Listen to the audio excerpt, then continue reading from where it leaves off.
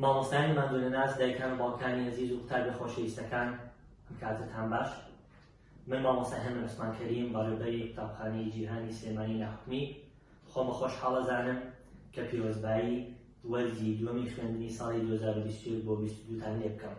ومێدەوارم ئەم وەرزە ببێتە جێ ڕەزامەندی هەموو لایەک، چالاکی جۆراوجۆر، ئاستی زانستی بەرز لە قوتابیەکانمانەوە، پێشبڕکێی زانستی و هەروەها تەرفیهی تێدا جێ بێتەوە. قوتابی عەزیزەکان، وەک ئاگادارن وەرزێکتان بەڕێ کرد و نمرە و کۆشی وەرزێکتان وەرگرتووەتەوە. بۆ قوتابی عەزیزانەی کە نمرەکانی وەرزی یەکەمیان بەرز بۆ و نمرەی دڵخوازی خۆیان بووە، پیرۆزباییەکی گەرمتان لێ ئەکەین لە ناخی دڵمانەوە. بەڵام ئەوەتان بیر نەچێت وەرزێکی تر لە کاروانەکەتان ماوە کە پێویستە لەسەر هەمان ئەو ڕێشتە ڕاستە بڕۆن. بۆ ئەو قوتابیە عەزیز و خۆشەویستانەشمان کە نمرەی دڵخوازی خۆیان نەهێناوە هێشتا دەرفەرماوە. ئەما کۆتایی ساڵ نەبووە، هێشتا وەرزێک ماوە، پشت بەخوا بە هاوکاری مامۆستا بەڕێزەکانتان و پلانی وردی بەشی کارگێڕی ئەو نمرە دڵخوازانی خۆتان لە وەرزی دووەمە بەدەستدەهێنن.